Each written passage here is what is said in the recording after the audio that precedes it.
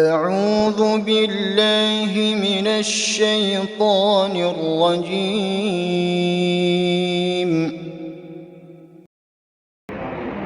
Assalamualaikum warahmatullahi wabarakatuh.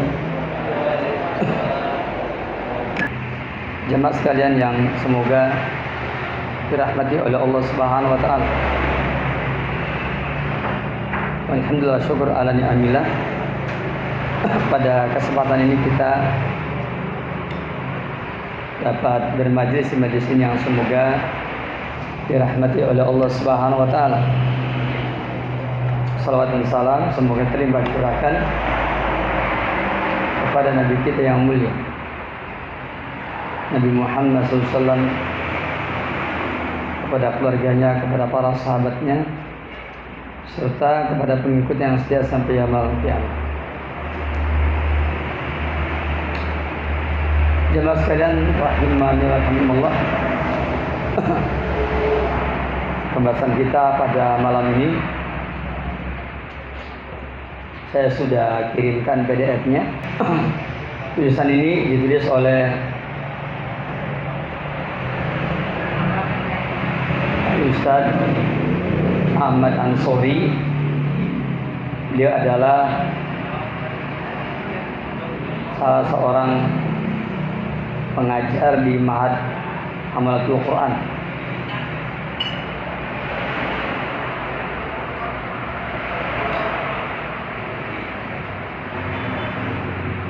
Secara thariqah ilmiah tentu saja karena beliau ini lahir tahun 1992, tentu masih muda ya. Dengan saya juga bedanya 20 tahun. Berarti umurnya sekitar 32 tahun.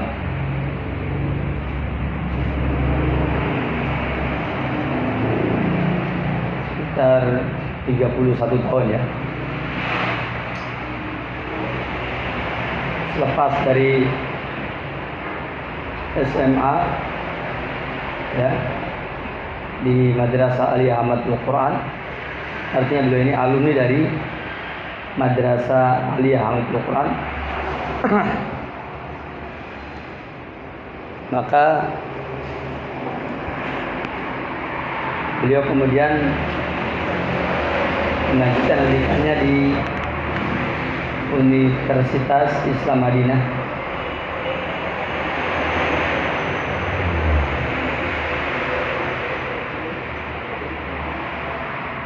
Yang semula mengambil jurusan Fakultas Hadis, kemudian berpindah ke Fakultas Syariah. Dan beliau juga belajar di Syekh Abdul Muhsin Al-Abad, kemudian Syekh Profesor Dr. Sulaiman Ar-Ruhaili, Syekh Profesor Dr. Ibrahim bin Amir Ar-Ruhaili, Profesor Dr. Anis Wahid Al-Indonesia, dosen hadis ini, Dr. Abdullah Al-Buaijan. Dan selain itu juga beliau mengambil ilmu dari Syekh Shalih bin Abdullah Al-Utsaimin, Profesor Dr. Abdullah Jahil, Syekh Dr. Shalih bin Fauzan bin Abdul Al-Fauzan, Syekh Dr. Abdurrahman As-Sudais, dan masih banyak lagi ulama-ulama yang lainnya dari majlis yang beliau ikuti. Dan ini merupakan salah satu anugerah yang Allah berikan kepada sebagian dari ustadz-ustadz muda kita ketika mereka belajar ilmu agama ini. Saya sengaja membahas buku beliau karena judulnya memang yang sering dan perlu kita banyak tahu, yaitu yang sering ditanya seputar kurban. Saya tidak akan membacakan lebih poin, tapi saya akan menyampaikan poin-poin penting yang terdapat dalam buku ini. Pertama, jemaah sekalian,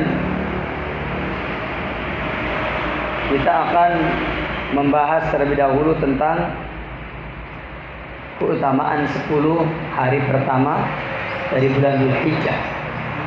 Disebutnya Fadhail Asri Dzulhijjah.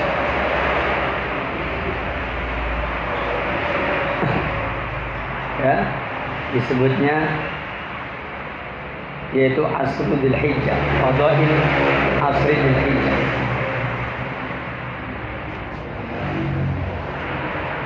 Di dalam membahas Fadhail Asrul Dzulhijjah, beliau mendatangkan beberapa dalil dan kesimpulannya. Pertama, surah Al-Hajj ayat 28. Allah berfirman, liyashhadu manafi'a lahum wa yadhkuru ismallahi fi ayyamin ma'lumat. Wa yadhkuru ismallahi fi ayyamin ma'lumatin 'ala ma razaqahum min bahimatil an'am fakulu minha wa atimul ba'sal faqir. Di sini yang menarik adalah kalimat wa yadhkuru ismallahi fi ayyamin ma'lumat, yakni dan mereka mengingat nama Allah pada hari-hari yang telah ditentukan. Jadi 10 hari pertama bulan Dzulhijjah itu disebutnya ayyam ma'lumat, hari-hari yang ditentukan. Maksudnya bahwa 10 hari pertama dari bulan Dzulhijjah telah disebut namanya dalam Al-Quran, dan tidaklah sesuatu disebut namanya dalam Al-Quran melainkan karena itu adalah merupakan nama yang sangat penting, agar mereka menyaksikan berbagai manfaat untuk mereka dan agar mereka mengingat nama Allah di hari-hari yang telah ditentukan atas rezeki yang diberikan oleh Allah kepada mereka berupa hewan ternak. Maka makanlah sebagian darinya dan sebagian lagi berikanlah untuk dimakan orang-orang yang sengsara dan fakir. Kata-kata di ayyamin maklumat itu sebutan penting bagi Asrul Dzulhijjah, 10 hari pertama bulan Dzulhijjah. Kemudian beliau datangkan tafsiran Ibnu Abbas, al-ayyam al-maklumat ayyamul asr. Hari-hari yang ditentukan itu maknanya adalah ayyamul asr, hari 10 hari pertama dari bulan Dzulhijjah. Ini penjelasan dari Ibnu Abbas yang dinukil dalam tafsir Ibnu Katsir. Sebenarnya secara faedah ilmu menafsirkan dengan cara begini ini butuh penjelasan, karena nggak ada qaul seorang sahabat riwayatnya Ibnu Katsir itu tidak ada. Ini hanya menyebutkan rujukan. Sebenarnya ada yang penting. Ini Ibnu Abbas menafsirkan dalam riwayat siapa. Itu yang harusnya dijelaskan. Dari surah Al-Hajj ayat yang ke 28 tadi.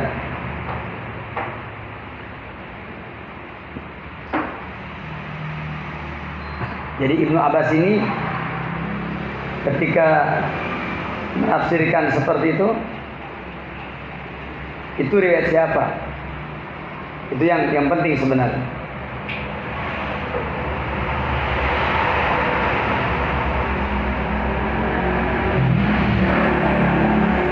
Maka supaya kita mendapatkan penjelasan yang baik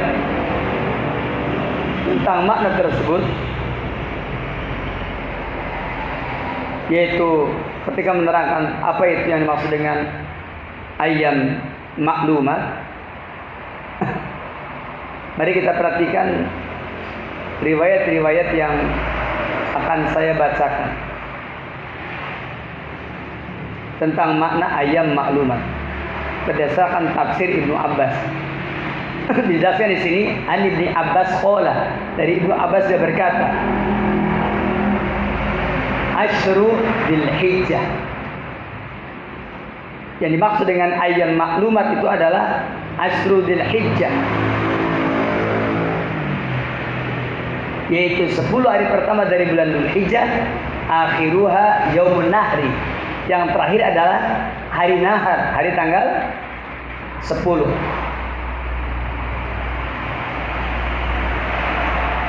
Nah, ini tafsirannya.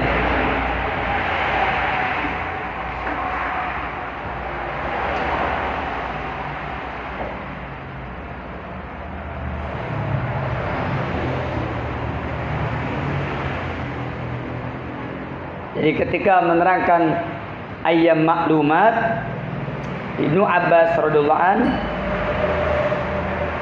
menafsirkan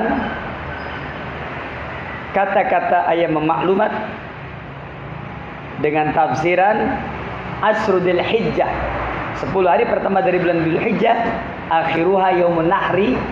Adapun yang terakhir adalah yaumun nahar.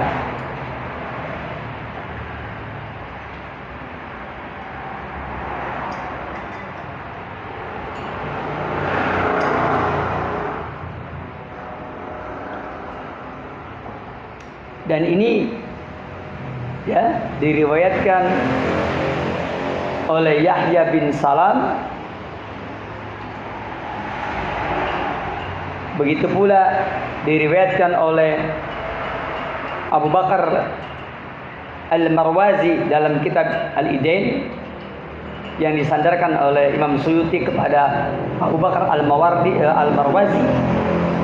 Kemudian Ibnu Abi Hatim dengan lafaz al-ayamul maklumat ayamul asr. Maka yang lebih tepat yang tadi ditulis itu adalah riwayat Imam Ibnu Abi Hatim. Penafsiran Ibnu Abbas tadi adalah riwayat Imam Ibnu Abi Hatim. Al-ayamul maklumat tafsirnya adalah ayamul asr. Itu riwayat Imam Ibnu Abbas dalam hadis riwayat Ibnu Abi Hatim.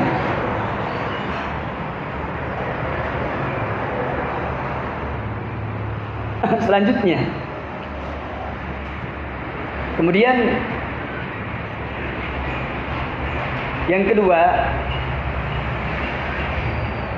bahwa keutamaan 10 hari pertama dari bulan Dzulhijjah, penulis mendatangkan riwayat dalam sebuah hadis dari Imam Bukhari, ma min ayyamin al-amalu salihu fihinna ahabu ilallah min hadhihi al-ayyamil asri. Qalu walal jihadu fi sabilillah. Qala walal jihadu fi sabilillah illa rajulun kharaja bi nafsihi wa malihi wa lam yarji min dhalika bi syai'.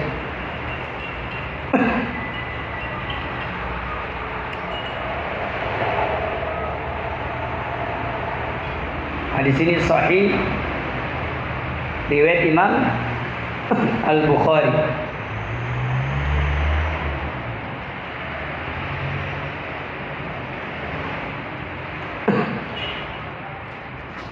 Kata Rasulullah, tidak ada hari yang amal soleh lebih dicintai oleh Allah daripada 10 hari pertama dari bulan Dzulhijjah.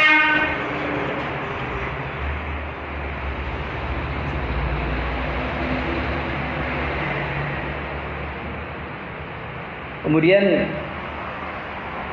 para sahabat Nabi bertanya, walal jihadu fi sabilillah, apakah juga lebih baik daripada jihad di jalan Allah?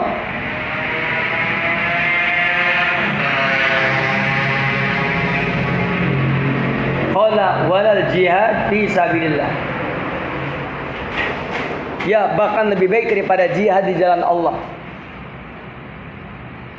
Illa rajulun kharaja bi nafsihi wa malihi wa lam yarji min dzalika bi syai', kecuali orang yang berangkat berjihad dengan harta dan jiwa raganya, lalu dia tidak pernah kembali lagi alias mati syahid. Jadi kalau orang berjihad ternyata tidak mati syahid, itu masih kalah pahalanya dengan 10 hari pertama dari bulan Dzul Hijjah. Kalau pengen mengalahkan ya keutamaan ibadah pada 10 hari pertama dari bulan Dzul Hijjah, kalau pengen mengalahkan itu, bagaimana caranya? Ya orang itu harus berjihad dengan dirinya dan hartanya dan gak balik lagi, alias mati syahid. Itu baru lebih tinggi derajatnya dari apa? Lebih tinggi dari berjihad dari ibadah 10 hari pertama bulan Dzul Hijjah. Jadi walaupun kita berjihad, tapi kalau tidak sampai mati, itu tidak lebih utama daripada beribadah di 10 hari pertama bulan Dzul Hijjah. Tapi kalau dia berjihad dengan jiwanya, dengan hartanya, dan dia meninggal dunia di jalan Allah, baru itu bisa mengalahkan pahala ya ibadah pada 10 hari pertama bulan Dzul Hijjah.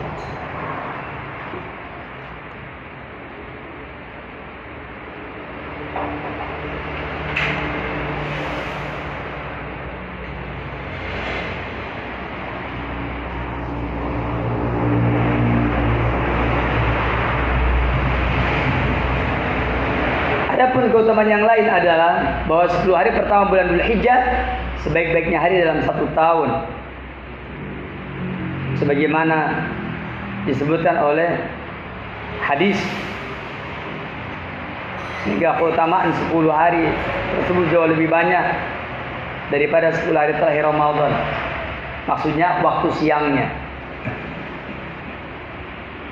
Adapun kalau waktu malamnya, 10 hari terakhir bulan Ramadan lebih utama daripada malam 10 hari pertama dari bulan Dzul Hijjah. Jadi 10 hari pertama bulan Dzul Hijjah itu lebih utama daripada siangnya. Siang 10 hari pertama dari bulan Dzul Hijjah lebih utama daripada siangnya 10 hari terakhir dari bulan Ramadan. Adapun malamnya 10 hari terakhir dari bulan Ramadan itu lebih utama dari malam 10 hari pertama dari bulan Dzul Hijjah. Berarti siang yang paling afdal dari seluruh siang dan malam adalah ibadah pada 10 hari pertama bulan Dzul Hijjah, kecuali 10 hari terakhir dari bulan Ramadan malamnya.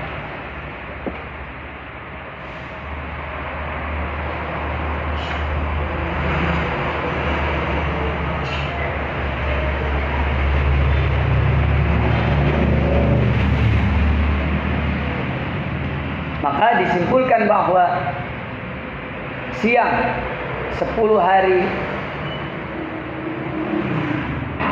saya ulangi, siang 10 hari pertama bulan Dzul Hijjah itu lebih afdal dari seluruhnya. 10 hari terakhir malamnya dari bulan Ramadan itu lebih afdal daripada malam yang lain. Demikian yang diterangkan oleh para ulama kita tentang hal tersebut. Kenapa di 10 hari pertama bulan Dzul Hijjah yakni lebih utama daripada bulan yang lainnya? Walladhi yazhar anna sababa fi imtiyazi asr Dzul Hijjah lima kan istima'i ummahatil ibadah fi wa hiya as-salat was-siyam wa sadaqatu wal hajj wa la yata'atta dzalika fi ghairihi. Adapun yang nyata sebab tentang keistimewaan 10 hari pertama bulan Dzul Hijjah adalah karena 10 hari pertama bulan Dzul Hijjah tempat berkumpulnya ibadah-ibadah induk, salat, saum, sedekah, ibadah haji, yang mana hal tersebut tidak ada pada yang lain. Berikutnya,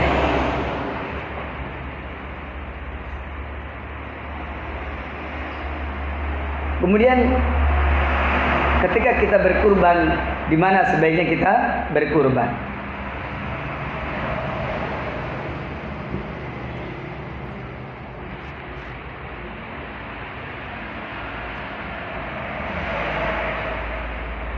Maka jawabnya, berkurban itu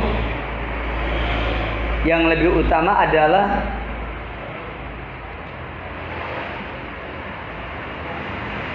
pertama,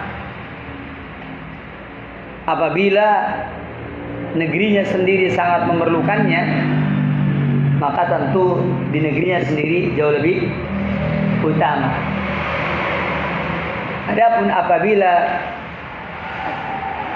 di negeri orang lain lebih memerlukan daripada negerinya sendiri, maka tentu tidak mengapa dipindah ke negeri orang lain, ke tempat orang lain yang memang di sana sangat memerlukannya.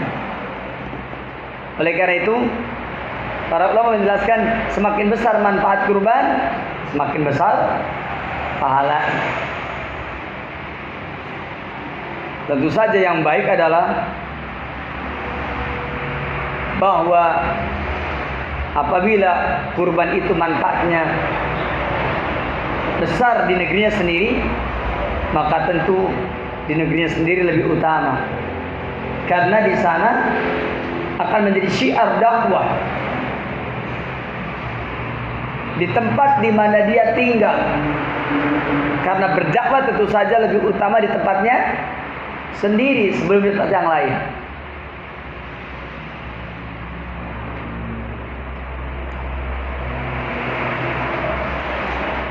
Adapun kalau ternyata di tempat yang lain jauh lebih lebih memerlukan, maka tentu saja itu pun tidak mengapa, bahkan tetap memiliki kemanfaatan yang besar. Kenapa dikembalikan kepada hal seperti ini? Karena tidak ada dalil yang tegas yang membatasi tempat ibadah kurban. Sekarang lagi rame isu, boleh nggak kalau sekarang kurbannya di Mekah? Saya jawab, boleh di Mekah. Kalau di Mekah itu orangnya miskin-miskin, dan di Indonesia orangnya kaya-kaya, boleh di Mekah. Kalau di kita umpamanya semua orang adalah juragan kambing umpamanya, kemudian kurbannya dipindah mana? Ke Mekah, boleh. Sekarang lagi banyak tuh. Saya sering ditanya, Ustaz boleh nggak ya? Saya pengen beli kurban, tapi di Mekah Ustaz. Ini ada-ada saja pertanyaannya. Itulah sebabnya kata Ibnu Taimiyah apa? Walakinna khairal a'mal makana lillahi atwa wa li sahibi anfa. Sebaik-baiknya amal soleh adalah yang paling besar unsur ketaatannya kepada Allah, dan yang paling besar manfaatnya bagi pelakunya. Ini sebaik-baiknya amal soleh adalah yaitu yang paling besar unsur ketaatannya kepada Allah, dan yang paling besar yakni kemanfaatannya bagi pelakunya.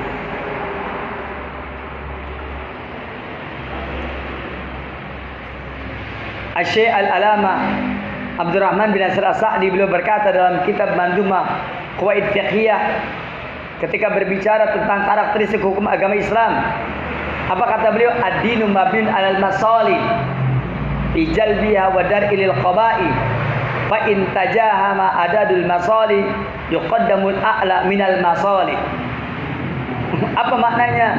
Agama itu dibangun di atas kemaslahatan, baik dalam rangka mendatangkan kemaslahatan ataupun menolak kemudaratan. Maka apabila yakni berbagai macam kemaslahatan di sana bertemu, maka yuqaddamul a'la minal masalih, tentu cari kemaslahatan yang paling maslahat. Kemaslahatan yang paling maslahat itu paling tinggi.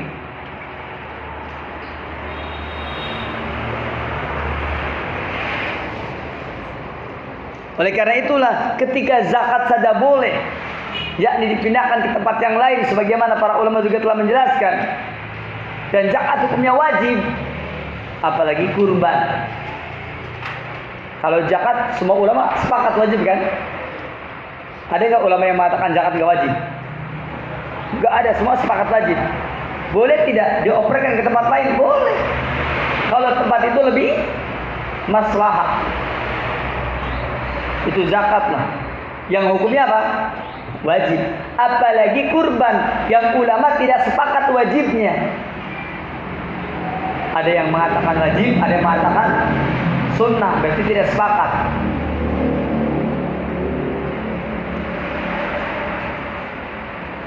Oleh karena itulah maka berkurban yakni tidak berarti harus di tempat kita, tidak harus begitu. Tentu tetap kembali kepada mana yang lebih maslahat. Mana yang lebih maslahat, itulah yang harus ya kita lakukan. Mana yang lebih maslahat.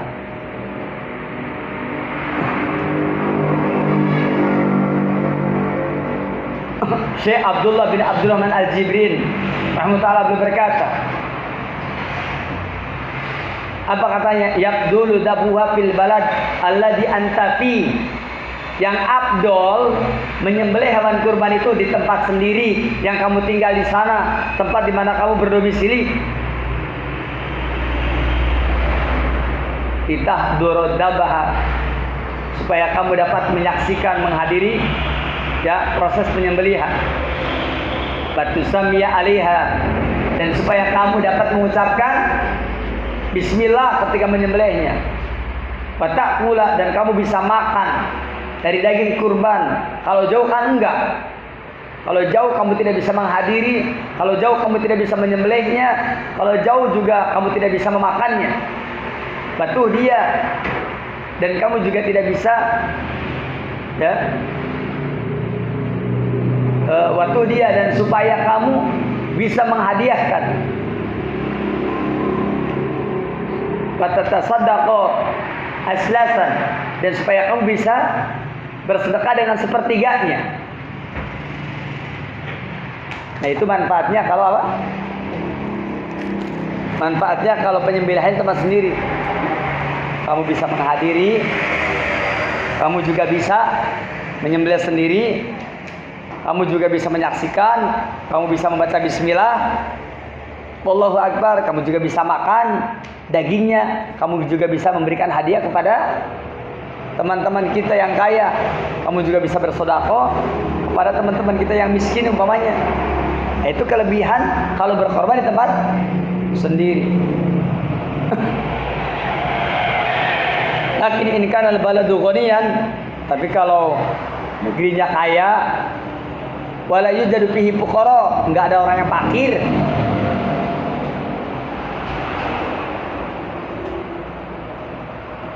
maka wa idza a'taita ba'dahum, apabila engkau berikan kepada mereka, apabila engkau berikan kepada sebagian mereka, khazanahu ayyaman, yang dia bisa menyimpannya beberapa waktu atau beberapa hari,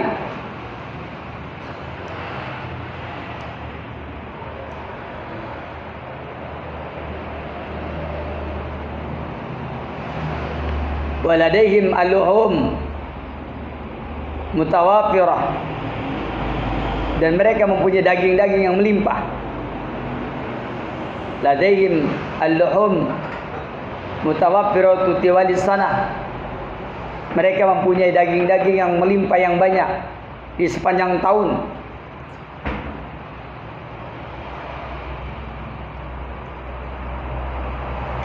Ini tentu akan lebih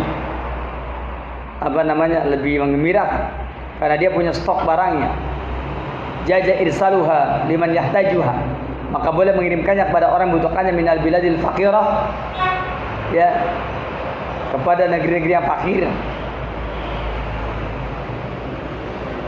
Alladzina ya'wajuhum allahmu,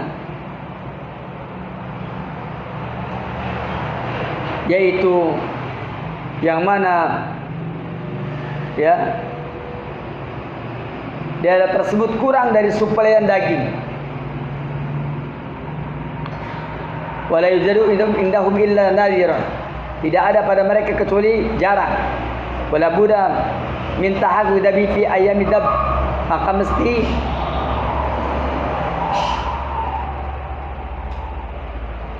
yakni menyediakan daging pada hari-hari penyembelihan. Wa tahaqququ dabisin, al-mujia as-salimah minal uyub dan merealisasikan penyembelihan pada umur yang mencukupi yang selamat dari aib.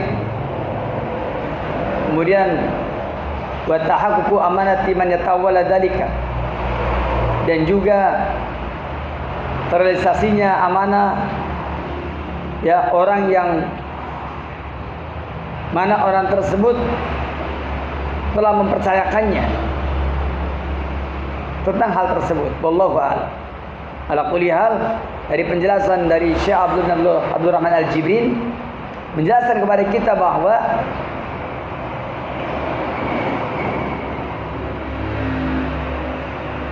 hukum asal menyembelih kurban di negeri sendiri jauh lebih utama, karena di sana akan banyak ibadah-ibadah yang bisa kita lakukan.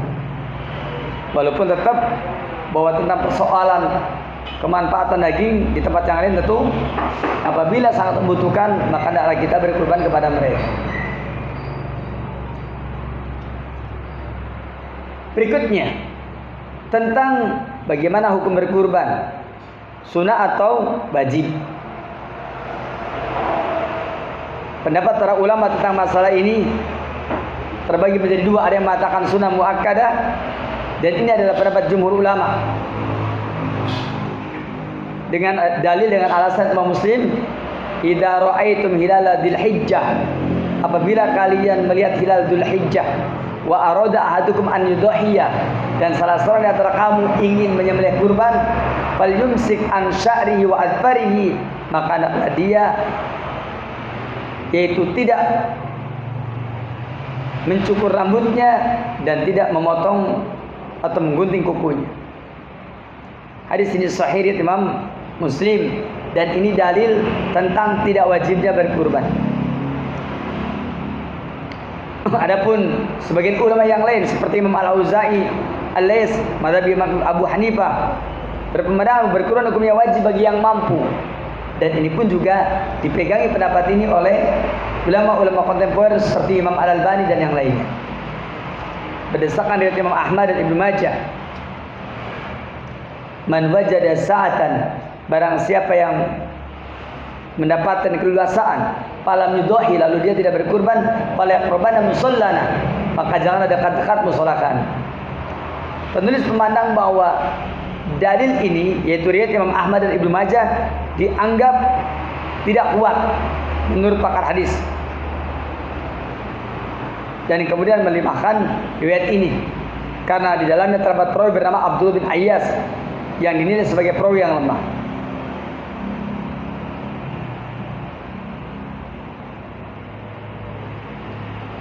Dan Abdullah bin Ayyas ini perawi yang lemah, dia juga mengalami kacauan dalam riwayat tersebut.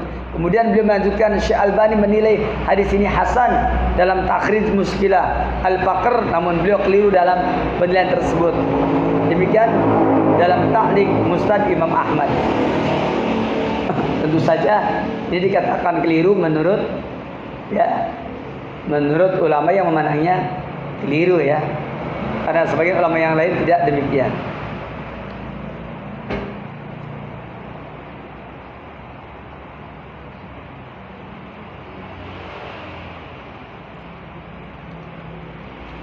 Ala kulli hal, kesimpulan yang ditulis oleh penulis bahwa berkurban itu hukumnya sunnah muakkadah dan tidak masuk ke dalam hukum wajib mengikuti pendapat jumhur ulama.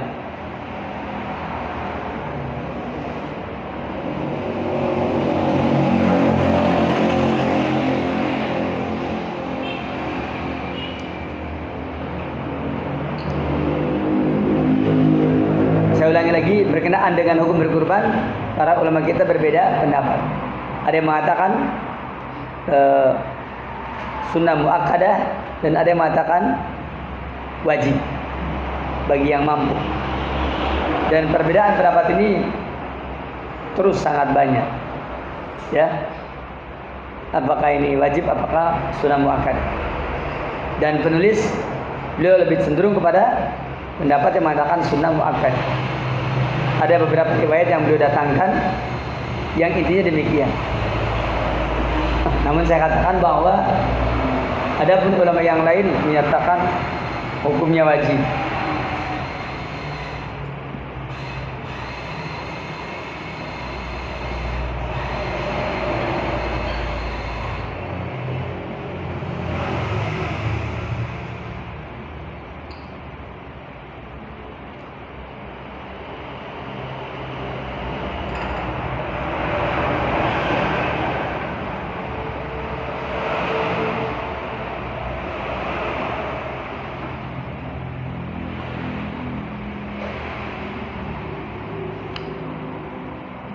Dan begitu pula ditulis di dalam aplikasi Ad-Durr As-Saniyah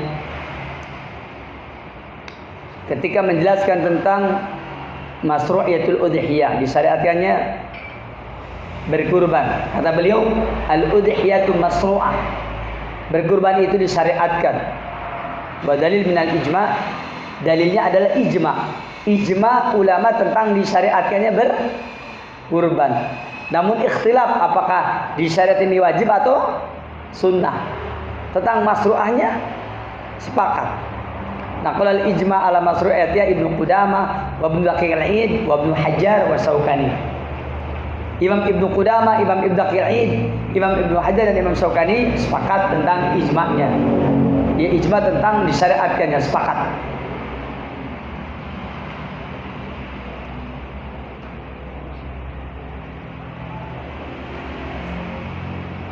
Adapun tentang hukumnya, maka dikatakan hukmul udhiyah wa tariqatu ta'iniha. Al-farqul awal hukmul udhiyah. Al-udhiyah sunnah muakkadah. Yang namanya menyembelih kurban itu adalah sunnah muakkadah. Ya, dan ini pendapat dari jumhur ulama. Wa hadza madzhabul jumhur. Malikiyah fil masyhur, madzhab Malikiyah yang terkenal, Syafi'iyah, madzhab Syafi'iyah wal Hanabilah, madzhab Hambali wa madzhabudz Zahiriyah. Wa huwa ihda riwayatan an Abi Yusuf wa bihi qala aktsar ahli ilmi. Ini pendapat kebanyakan dari ahli ilmu.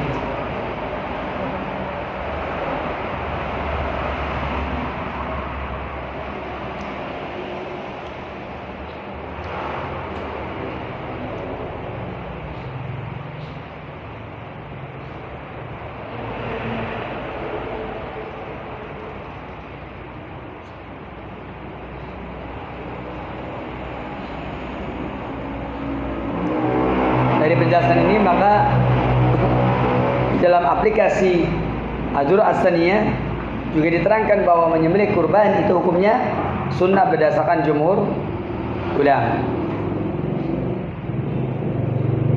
Berikutnya,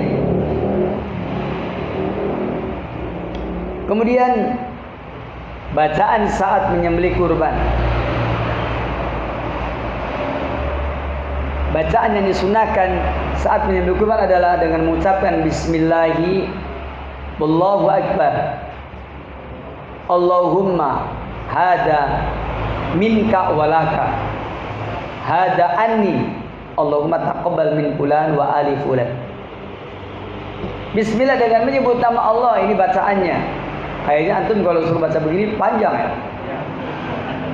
Kemungkinan besar antum bacanya apa? Bismillah wallah, itu mencukupi segitu.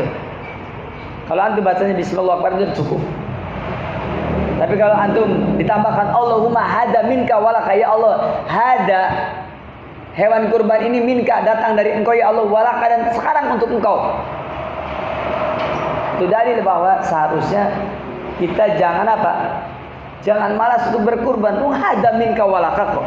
Ini berasal dari engkau dan aku berikan kepada engkau ya Allah. Hada anni, ini dari aku.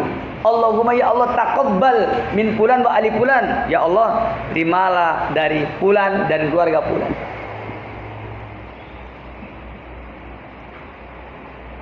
Bacanya seperti ini.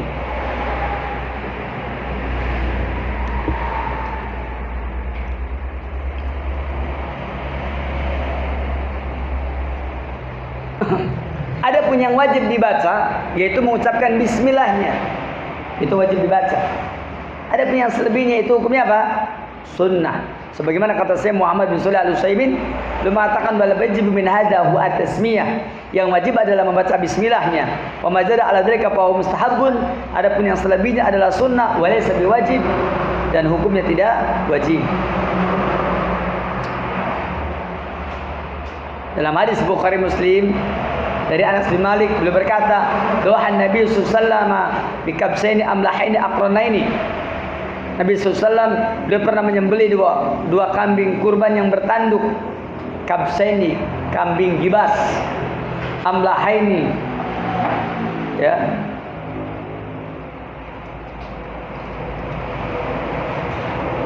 aqranaini.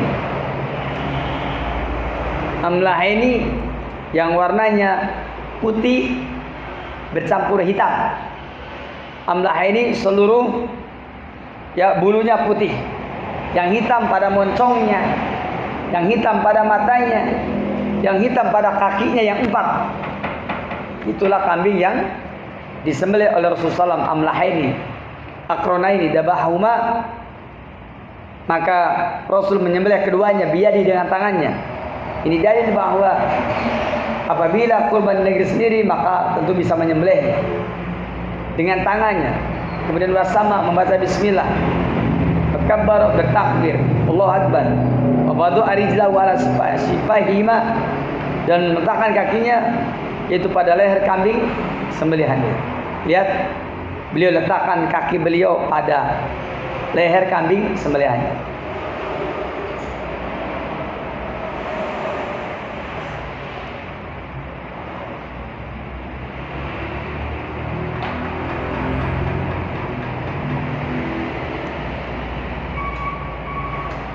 Itu adalah cara membacakannya seperti itu. Selanjutnya, yang sering ditanyakan adalah, yang selanjutnya adalah kurban dulu atau sedekah dulu. Kurban itu pahalanya besar, sedekah juga besar pahalanya. Sayang kalau pahala besar ini tidak didorong, ya tidak diborong sekalian. Akan tetapi terdapat kondisi atau kemampuan yang di mana tidak bisa dipaksakan. Maksudnya kalau bisa kurban juga, sedekah juga kalau bisa. Tapi ada orang dia bisa sedekah tidak bisa berkurban, atau sebaliknya dia bisa berkurban tapi tidak bisa sedekah. Bagaimana kalau seperti ini?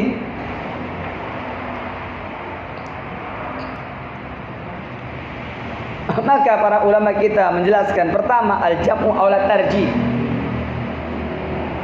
Apa katanya? Menggabungkan amalan-amalan itu lebih utama daripada mentarji, menggugurkan yang satu, mengamalkan yang lainnya. Tarji itu kurang enak. Kalau bisa digabungkan, digabungkan semuanya. Maka kalau kita mampu ya berkurban juga, ya bersedekah, ini tentu lebih baik. Jika mampu, ya berkurban juga, sedekah juga tentu lebih baik. Sama dengan antum. Kalau antum ditawari 2 perusahaan yang banyak penghasilannya, antum pengennya dua-duanya apa salah satunya? Dua-duanya. Kenapa dua-duanya? Ya karena kalau bisa digabungkan, kenapa tidak?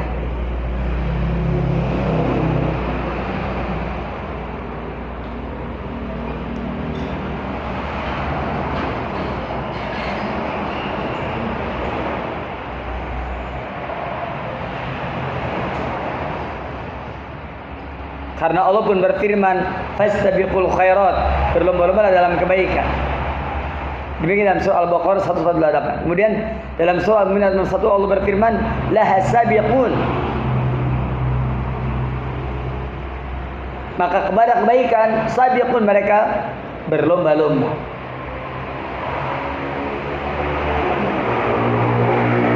Itu yang pertama. Jadi jika al-jam'u aula at-tarjih, ya, aula min at-tarjih. Menjama' itu lebih utama daripada ya harus memilih. Adapun yang kedua, idza tajahamatil masalih qudimal a'la 'alal adna. Apabila yakni berkumpul dalam satu waktu sejumlah kebaikan-kebaikan, maka dahulukan yang paling tinggi atau yang paling besar maslahatnya.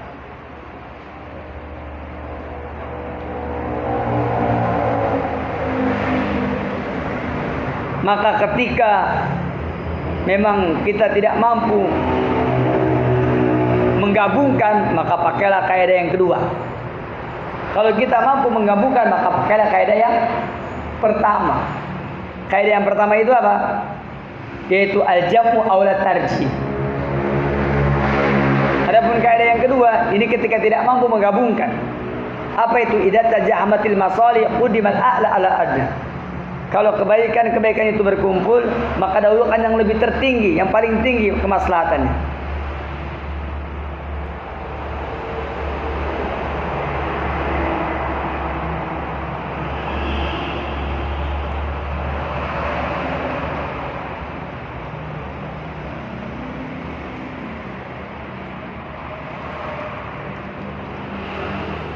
Yang pertama, ya kalau umpamanya muasa, waktunya luasa ya, maka bisa kita upayakan dulu umpamanya berkurban, kemudian selanjutnya bersedekah. Bisa. Tapi kalau umpamanya waktunya sempit ya, tentu saja kita akan mencari yang lebih utama. Jadi kalau umpamanya waktunya ada luasa, ya kita cari biar semuanya bisa diamalkan. Tapi kalau waktunya sempit, maka kita harus cari yang mana? Yang terbaik dari waktu yang ada.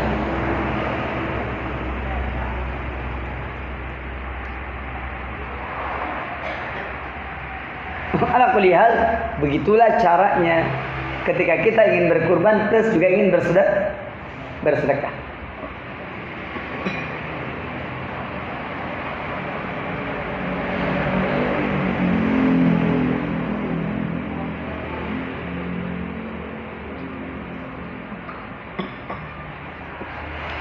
Selanjutnya,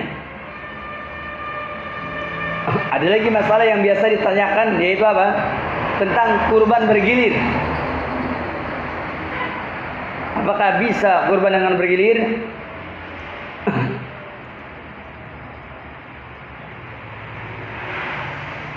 Kepala keluarga menaikkan kurban masing-masing anggota keluarganya secara bergilir. Misal tahun ini kurban untuk orang tua, tahun depan untuk istri, kemudian untuk anak pertama, berikutnya dan seterusnya. Apakah berkurban seperti ini benar dan efektif? Jawabannya, pertama, satu hewan kurban sebenarnya bisa diniatkan untuk keluarga. Yakni yang berkurban itu niat pertama, yang lain niatnya membonceng. Makanya hada minni wa min ahli baiti. Ini dari aku dan dari keluargaku. Sebagaimana Atha bin Yasar rahimahullah, beliau pernah menanyakan kepada sahabat Abu Ayyub radhiyallahu an bagaimana cara kurban di zaman Rasulullah. Maka beliau jawab, kana rajulu yudhi bisyat anhu wa an ahli baitihi. Hadis ini Imam At-Tirmidzi dan menilainya sahih dalam kitab Minhajul Muslim. Ar-rajulu yudhi bisyati anhu wa an ahli baitihi. Seorang laki-laki berkurban, jadi menyembelih seekor kambing itu sebagai kurban anhu dari dirinya, wa an ahli baitihi, dan dari keluarganya.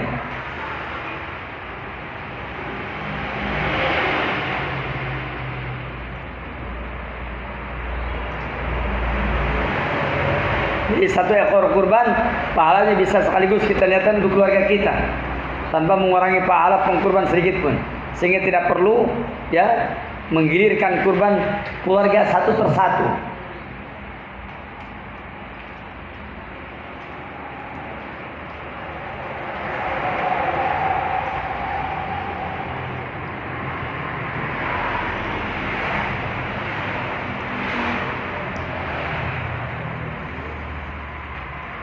Adapun keluarga yang dimaksud adalah keluarga yang tinggal serumah, yang ada hubungan nasab, dan juga yang ditanggung oleh pemberi nafkah yang sama.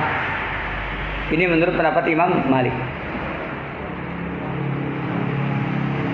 Adapun menggilirkan kurban untuk anggota keluarga yang terpenuhi 3 unsur di atas, yang masuk ke dalam pembahasan di tulisan ini. Adapun yang tidak terpenuhi unsur di atas, maka tidak berlaku ketentuan yang kami paparkan di tulisan ini.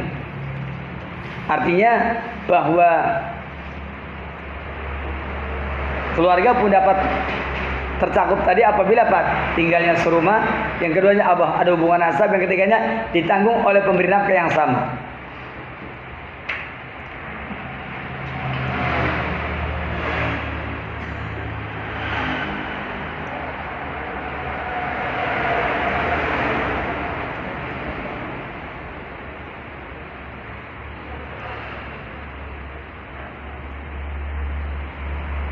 Dan pertanyaan ini juga pernah beliau tanyakan kepada Syekh Abdul Malik Ar-Ramdhani Al-Jazairi.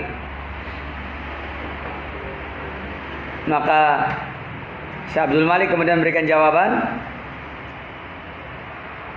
cara berkurban seperti termasuk perkara baru dalam agama. Ia dituntunkan oleh Nabi SAW, karena Nabi memberitakan satu hewan kurban untuk seluruh keluarga, bukan untuk salah satu anggota keluarga. Yang bertanggung jawab menafkahi dialah yang berwenang berkurban untuk dirinya dan keluarganya. Seperti itu. Artinya tidak perlu diputarkan. Karena si penanya mengatakan, apa hukum berkurban satu ekor hewan kurban untuk salah seorang anggota keluarga kita? Seperti tahun ini kami berkurban untuk istri, tahun depan untuk anaknya, dan seterusnya. Apakah seperti ini boleh? Beliau katakan tidak boleh. Ini jawaban Syekh Abdul Malik Ar-Ramdhani Al-Jazairi. Begitu pula juga pertanyaan diajukan kepada Syekh Walid bin Saif An-Nasr.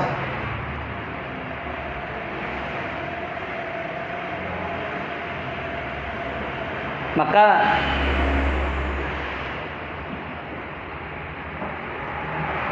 ketika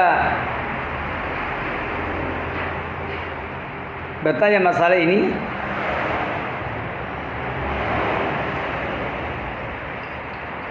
dan beliau ditanya,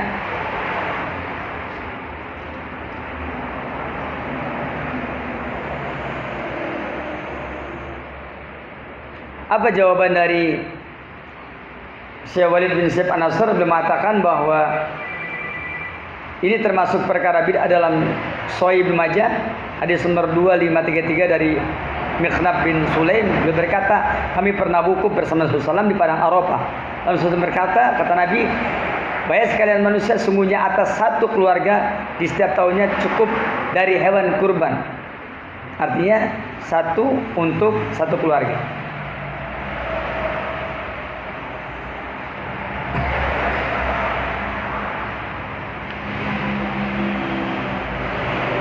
Dengan demikian maka jelaslah bagi kita bahwa ketika orang itu berkurban, maka hendaklah berkurban dengan cara seperti ini. Adapun mana yang lebih afdol, yaitu kurban dengan cara dengan cara kolektif ataukah tidak. Tentu saja kalau kurban itu berupa sapi kolektif 7 orang, maka itu dibenarkan. Adapun kalau umpamanya onta 7 orang atau bahkan bisa 10 orang, maka itu dibolehkan. Tapi kalau kambing satu untuk sekelas umpamanya nggak boleh. Kambing satu untuk orang satu kelas, atau kambing satu untuk orang satu kantor, nggak boleh.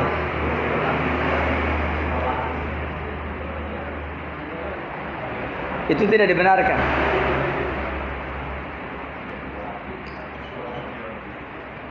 Adapun kurban yang afdol, kalau untuk sendiri, yang afdol ya onta sendirian.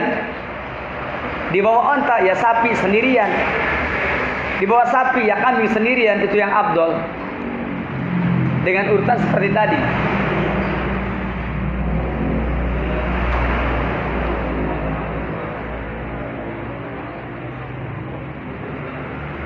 Berikutnya, bagaimana kalau cara berkurban untuk orang yang sudah meninggal dunia? Maka berkurban untuk orang yang sudah meninggal dunia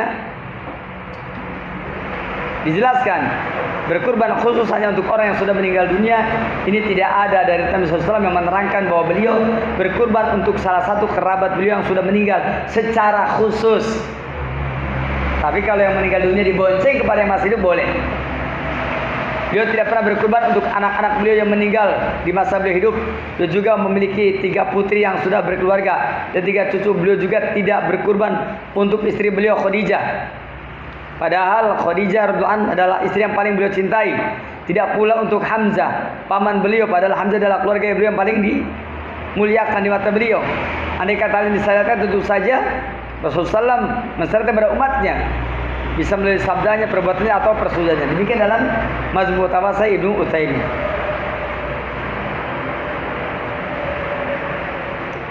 Jadi berkurban seperti itu.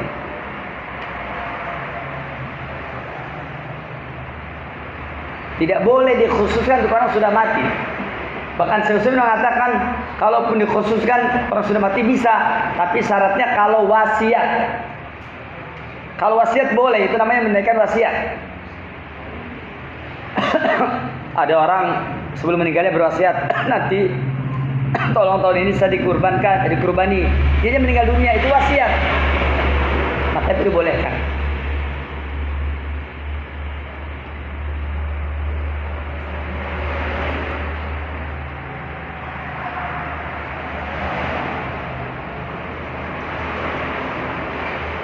Bagaimana kurban sekalian akikah, boleh apa tidak?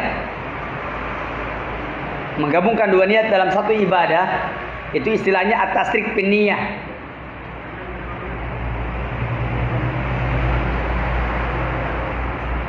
Para ulama kita terbagi menjadi dua.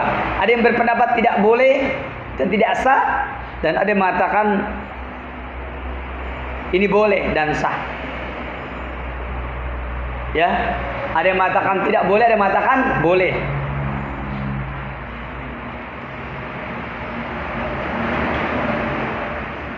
Mana yang lebih kuat? Boleh apa tidak boleh? Jawabnya, pendapat yang pertama lebih kuat, yakni yang menyatakan tidak boleh dan tidak sah. Niat kurban sekalian niat akikah. Maka dikatakan pendapat itu tidak boleh. Kenapa? Akikah dan kurban adalah ibadah yang masing-masing memiliki status maksudah bidatiha. Berkurban berkaitan dengan tanggal 10 Dzulhijjah 11, 12, 13. Adapun yang namanya akikah terkait dengan kelahiran pada pada hari yang ke-7 atau 14 atau 21. Saya mau tanya, beda apa sama? Beda. Makanya masing-masing sudah maksudah bidatiha. Keduanya berdiri dengan niat khusus dan tidak sama. Yang ini niatnya untuk akikah, yaitu kelahiran, ya, yakni 7 hari setelah kelahirannya. Yang ini niatnya untuk berkurban berkenaan dengan hari raya. Ini beda. Makanya pendapat yang terkuat adalah yang tidak boleh digabungkan niatnya.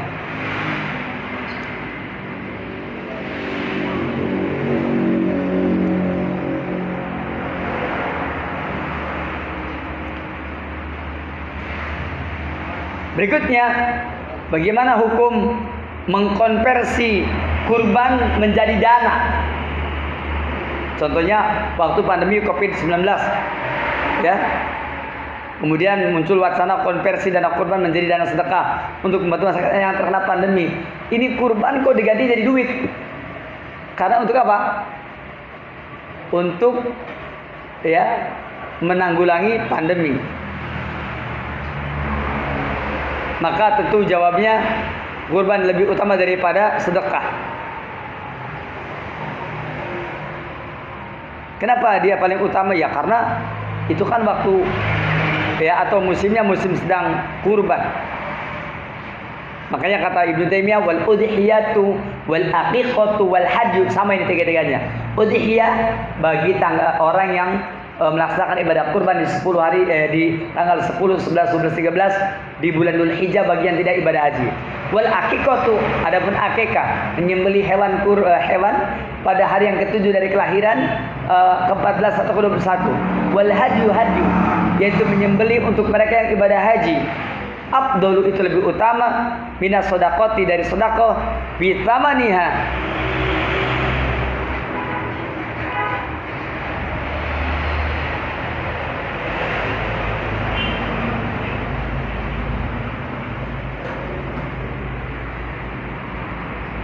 dengan harganya. Fa idza kana lahu mal yuridu at-taqarruba bi Allah kana lahu an yudhhiya. Maka jika seorang memiliki kelebihan harta, maka hendaklah dia menggunakannya untuk beribadah kepada Allah. Silakan gunakan untuk berkurban, dan itu merupakan perkara yang utama. Itu menurut Ibnu Taimiyah.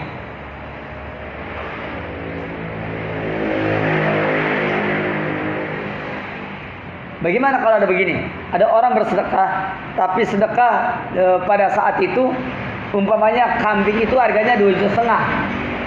Dan kita berkurban dengan kambing yang harganya 2,5 juta. Tapi dalam bentuk apa? Kambing. Kemudian tiba-tiba ada yang pengen sedekah menggantikan ini dengan uang 3 juta. Saya mau tanya, lebih banyak mana? Uang 3 juta kan? Tapi lebih abdul mana? Yang 2,5 juta, karena memang begitulah caranya berkurban di hari kurban. Bisa dipahami?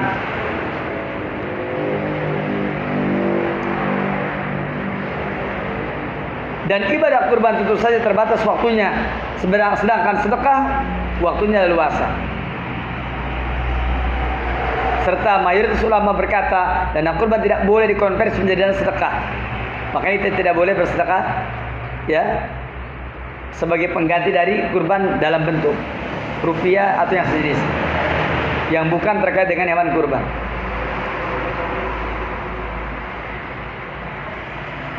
Dan yang lebih menarik adalah justru ketika terjadi krisis ekonomi di zaman Nabi, itu di antara sebab mengapa ada onta yang bisa digunakan untuk 10 orang. Padahal onta itu riwayat-riwayat yang sahih mengatakan berapa? Untuk 7 orang. Tapi di riwayat yang lain yang juga sahih untuk 10 orang. Ini terdapat dalam kitab Syarhus Sunnah.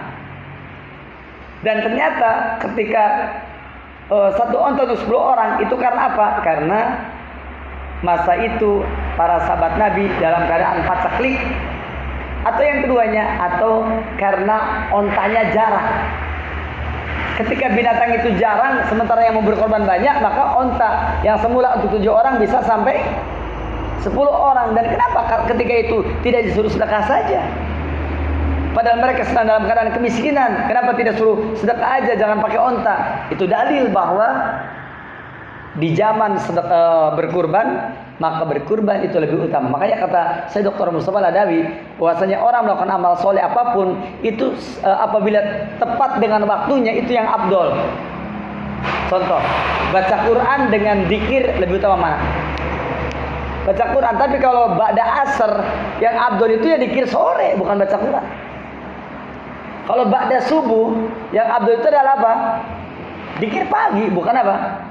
Baca Quran. Bisa dipahami? Ketika tanggal 10, 11, 12, 13 yang afdal itu apa? Menyembelih kurban, bukan apa? Bukan bersedekah.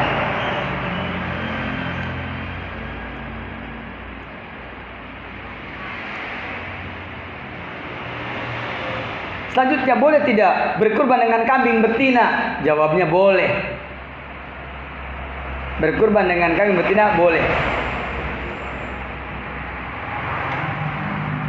Imam Nawawi berkata, "Fasartul mujzi fil udhiyah an yakuna minal an'am."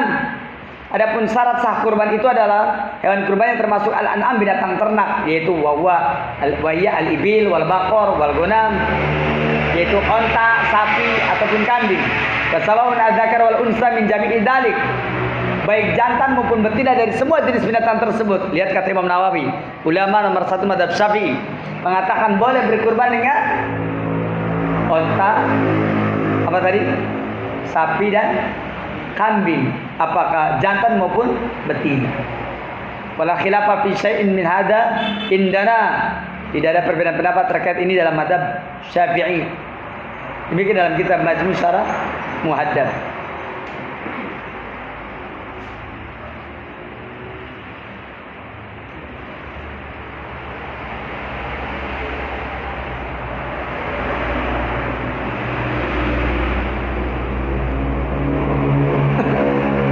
Cuma masalahnya adalah walaupun dibolehkan menyembelih binatang-binatang tersebut yang betina, kambing betina boleh, terus apa lagi?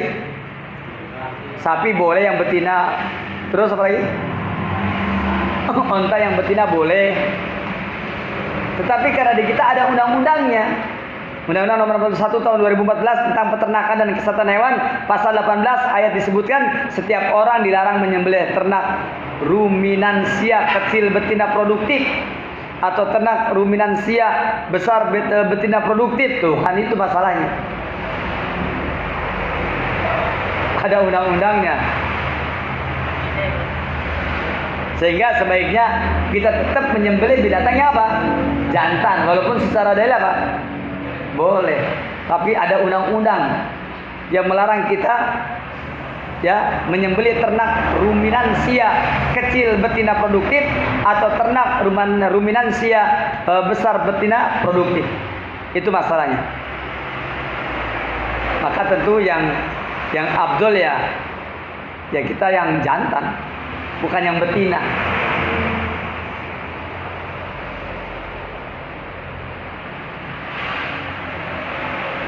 Bahkan kata Syekh bin Baz, kana yudahi bil kabsi bidukur, fadzakar minad do'ni afdol. Kabsun minad do'ni afdol. Kan susah yudahi bi kabsin amlahaini fahuma afdal minal inas wa indaha bil inas fala ba'sa. Nabi SAW beliau berkurban dengan kambing gibas yang jantan. Maka yang jantan ya dari domba lebih afdal daripada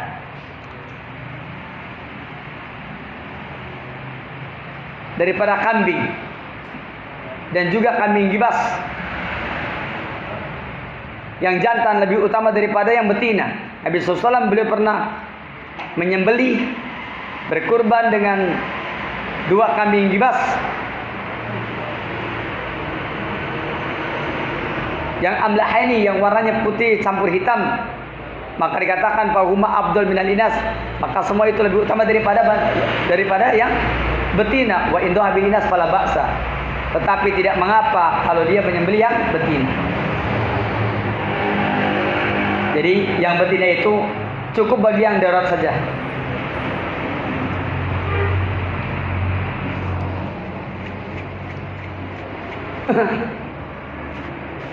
Apakah menyembelih di hari tasyrik kurang afdol?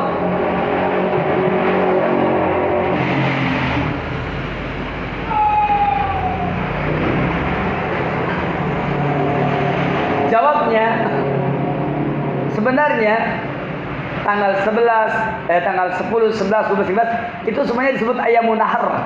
Kata Imam Ibnu Qayyim, Ali bin Abi Thalib berkata, ayamun nahar yaumun nahri wa salah satu ayamin ba'dahu. Ayamun nahar itu adalah yaitu tanggal 10, tanggal 11, 12, 13 itu ayamun nahar. Bukan yaumun tapi ayamun nahar. Ini menurut penjelasan Ali bin Abi Thalib. Dan kesimpulan fikih tersebut dipegangi oleh Imam Hasan Basri atau bin Abi Robah Al-Auza'i dan Imam Syafi'i. Mana dalilnya? Riwayat yang berbunyi kuluminan manhar. Seluruh wilayah Mina adalah manharun, tempat penyembelihan hewan. Lihat kalimatnya, kuluminan manhar. Setiap wilayah Mina adalah tempat penyembelihan hadyu. Wa kullu ayyamin tasyrik dibhun, dan semua hari tasyrik adalah dibhun, waktu penyembelihan.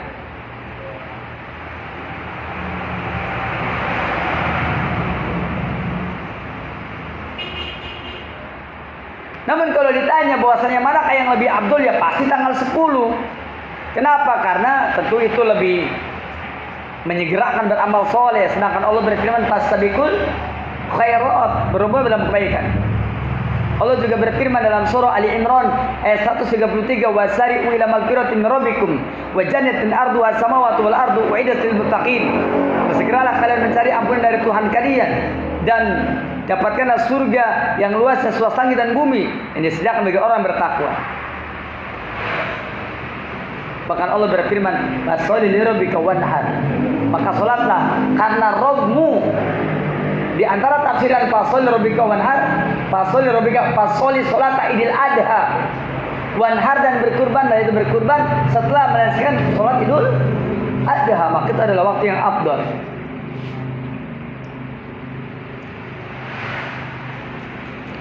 Dan ternyata Nabi kita yang mulia mempraktekkan Dan Imam Ahmad di mana Rasulullah SAW kalau datang Idul Fitri maka pagi-pagi ya, dan kemudian dia makan terlebih dahulu sebelum pergi. Tetapi Idul Adha beliau tidak makan dulu, tapi dia sholat Idul Adha sampai dia kembali, dan ketika kembali dia memakan dari hewan kurbannya. Di sebagian riwayat mungkin jamaah akan bingung, kan kita kalau nyembelih kurban netel dulu ya, lama apa tidak? Lama. Maka di beberapa riwayat dikatakan bahwa para salaf dulu itu mereka menyembelih unta. Jadi ketika menyembelih unta itu dia belah dulu dan dia ambil dulu bagian dalamnya, hati unta diambil, kemudian dia masak, dan itulah yang menyebabkan mereka bisa lebih cepat daripada menetel seluruh ya bagian dari daging unta tersebut dan tulangnya. Jadi yang sering dilakukan oleh para sahabat Nabi dulu itu biasanya apa? Biasanya binatang tersebut disembelih. Begitu pulang sembelih, lalu kemudian diambil dulu apanya? Hatinya, hati untanya. Setelah sembelih dibelah, ambil hatinya, dimasak, baru yang lain ditetel. Setelah itu apa? Dia makan dari hati unta tadi. Dan dalam berita yang lain dikatakan bahwasanya ketika para suami itu mendengar anak khutbah, maka para wanita ya, mereka itu yang menyembelihnya. Ketika suaminya datang, sudah siap apa? Makan daging unta atau hati unta. Itu yang diterangkan di beberapa riwayat yang lain. Demikian barangkali penjelasan dari buku ini. Mohon maaf secara singkat ya, dan mungkin antum bisa baca sendiri nanti dari keterangan tadi. Semoga bermanfaat, semoga berfaedah, dan dipersilakan barangkali ada pertanyaan.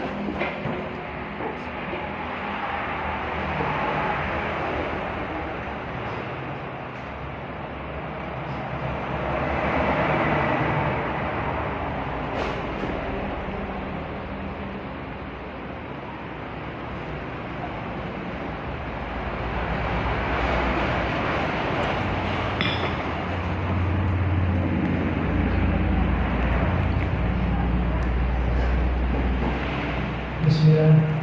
Gini kan, dalam pelaksanaan yang hewan kurban itu afdolnya di masjid atau di rumah?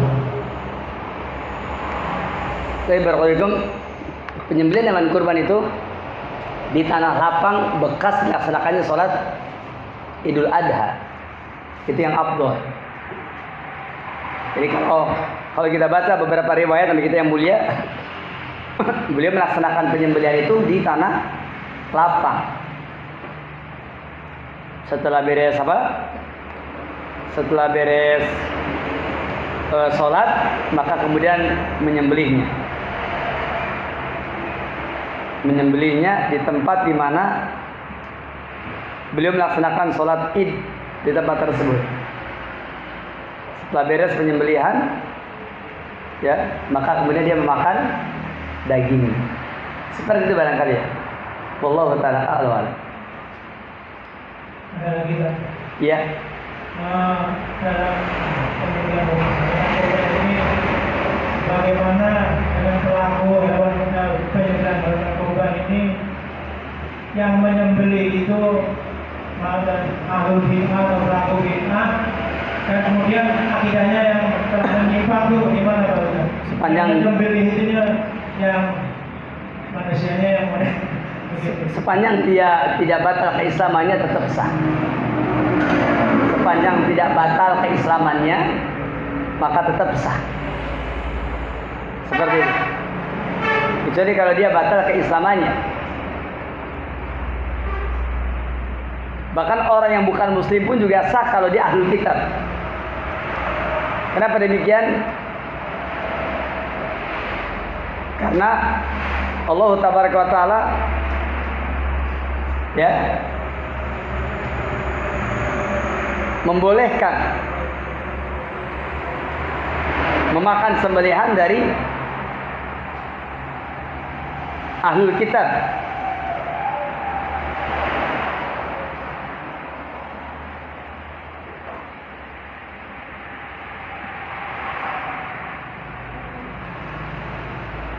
Adapun kalau umpamanya ya kita baca di dalam surah Al-Maidah ayat yang kelima, Allah berfirman,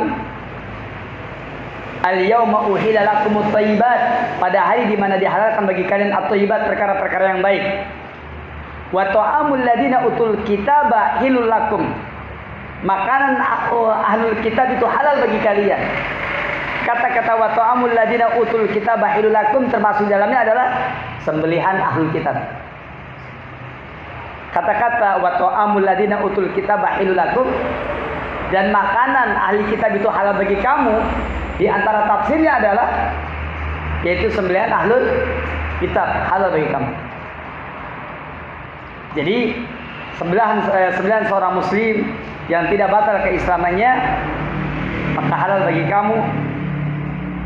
Begitu pula sembelihan ahlul kitab juga halal bagi kamu berdasarkan surah Al-Maidah ayat yang kelima ini. Demikian wallahu taala a'lam. Maka berarti yang menyembelih orang-orang yang beragama Hindu juga Konghucu berarti dia kan tidak sah. Kalau bukan ahlul kitab nggak sah. Ahlul kitab itu cuma Yahudi Nasrani. Konghucu bukan ahlul kitab. Jangankan Konghucu, Majusi juga bukan ahlul kitab. Sembilan ahlul kitab itu hanya Yahudi Nasrani saja. Adapun siapa tadi? Majusi nggak masuk. Ya, Konghucu apalagi?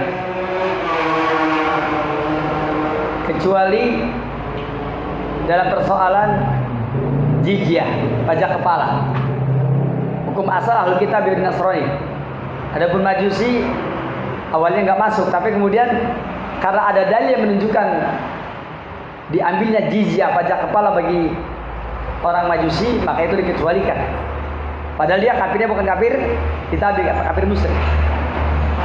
Orang Majusi yang dikecualikan dari orang-orang kafir musyrik yang apabila ada satu negeri kaum muslimin maka boleh, tapi tetap diambil jizyah berdasarkan penjelasan dari para ulama kita. Wallahu a'lam.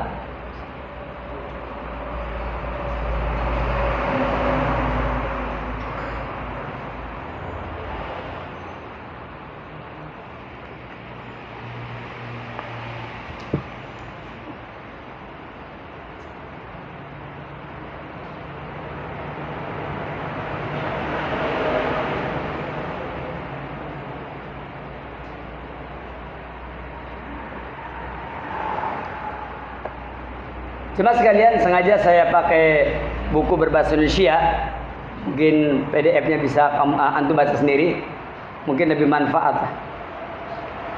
Dan saya tidak membacakan satu poin per poin karena tidak mungkin selesai. Ya, namun antum bisa baca sendiri.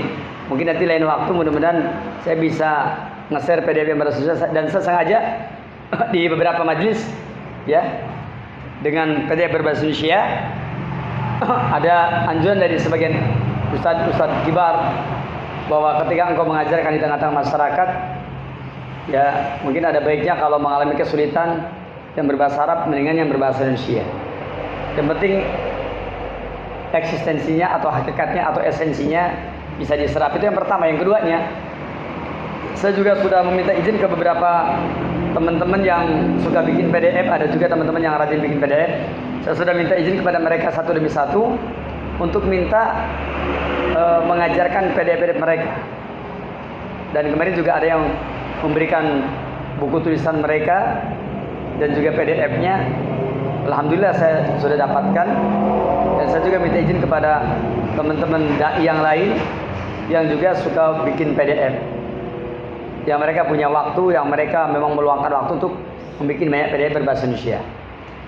Namun tetap di sana tentu akan ada penjelasan, karena tidak semua yang ditulis oleh teman-teman juga selalu sejalan dengan kita yang membacakannya.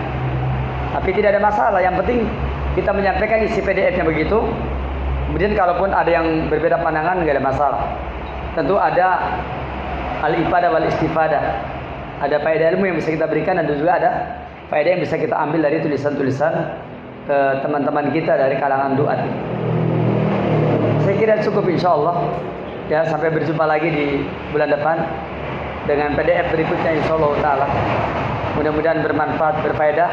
Dan kalaupun saya nanti membahas kitab berbahasa Arab juga, mungkin saya akan coba dengan kitab-kitab yang lebih ringkas.